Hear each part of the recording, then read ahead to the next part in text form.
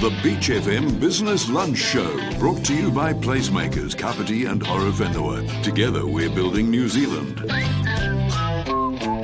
Welcome back to the Business Lunch Show on Beach FM 106.3 with Damian, and let's talk employment now. And let's welcome back to the show the director of ELE Group. It is Brent Mulholland. G'day, mate. How are you, Damian? Are you well? I'm very well, my friend. How are you doing? Yeah, pretty good, bud. Pretty good. We're back into it, obviously, as you know, with the Alert Level 3. So that's, it's allowed us to pick business up a bit, but it's still, still difficult times, mate, for a lot of businesses, including us. Indeed, mate. Indeed. How's the feels out there? How are people feeling coming into Level 3?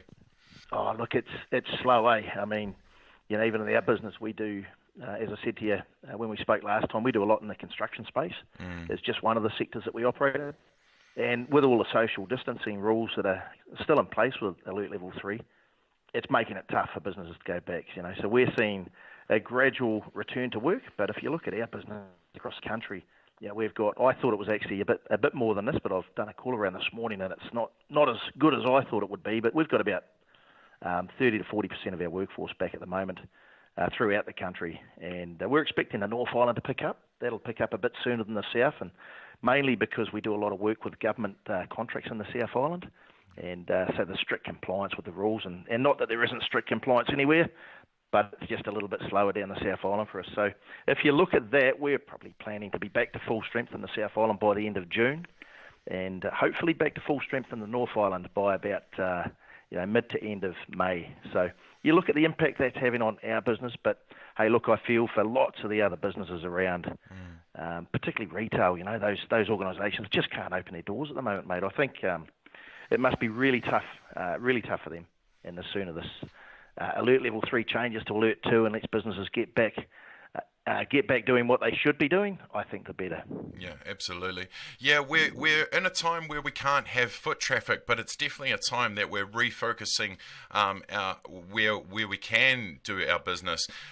In regards to employment, can we see more fixed-term contracts for maybe more delivery drivers, etc.? It's interesting you ask. I mean, look, there's a lot of work in that associated, sort of the FMCG associated work. And so even in our transport business, Transport Solutions, all of our drive team are out, for instance, in Palmerston North. Our trucks are busy. When McDonald's were able to serve through their drive-throughs, we had a lot of transport utilisation of our fleet. Yep. We do a lot with the courier companies, and even in the South Island, we're quite busy working and supporting their businesses because courier companies are flat out doing home deliveries. I was watching an interview last week from I think it was the CEO of Bidfood, and he was saying their business is really struggling, so temporarily they're having to look at home deliveries, and that's fine while there's a lockdown because traffic's not so bad, but obviously as the alert levels change, it's not so easy for those organisations to continue to do those home deliveries. But we're seeing that at the moment, so a lot of the associated work with FMCG, is pretty busy, packing and things like that. Yeah. During times like this, mate, when there's rises of unemployment, pandemics around the world, we go back to 2008, we see a rise in sickness, we see a rise in poverty, we see a rise in actual death. How do you think we're going to counter that this time?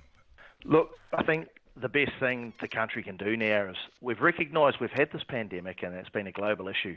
There's been some pretty good controls and pretty fast controls put in place to limit it. We've seen the Alert Level 4 and we've seen how that's, it's changed the curve, and I think we're in a pretty good space at the moment as a country, but we really do need to get back to business.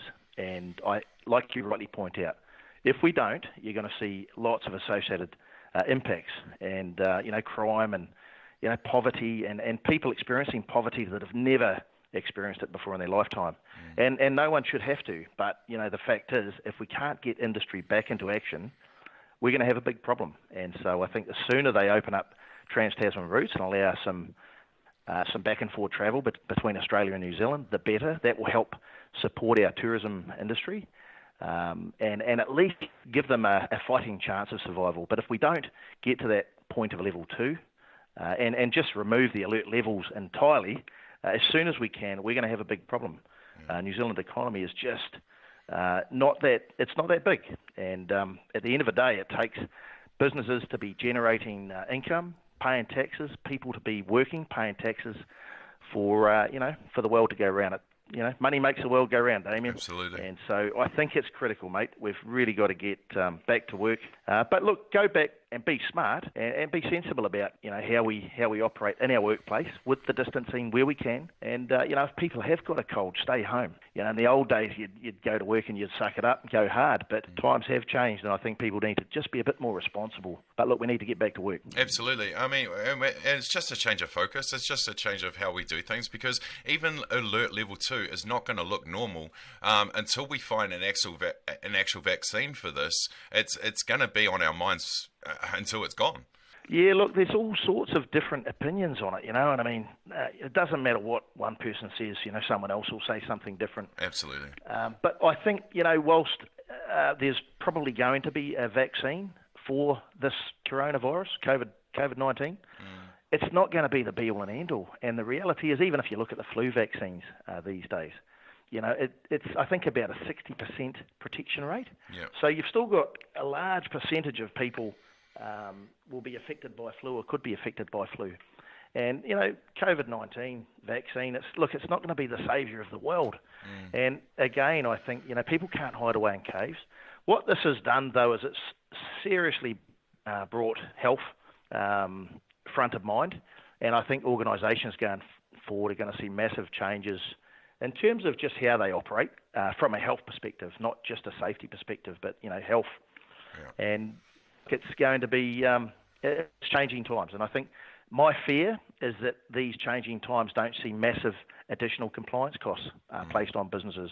We've already got massive compliance costs. I think the government's really got to look seriously at how it works to try and reduce a lot of those compliance costs to allow businesses, and particularly smaller ones, to operate, because it is becoming quite expensive these days. Absolutely.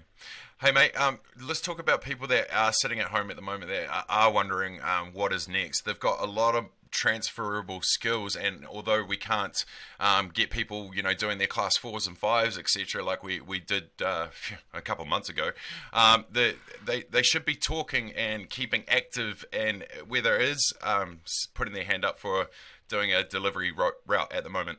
Absolutely. Look, labour hire companies like ours, or recruitment organisations, we have a recruitment arm. There's lots of good organisations out there that you can talk to, and ELE Group is certainly one of those.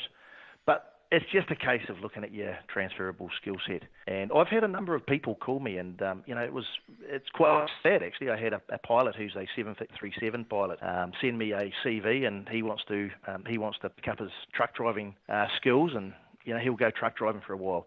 I'm sure the likes of Air New Zealand stuff, and that's an industry that's been so badly impacted by this pandemic, and it's really sad. And they're great people, they've got fantastic skills. I've flown a lot, as you probably have, Damian, and the standard of training. My brother-in-law is one of them.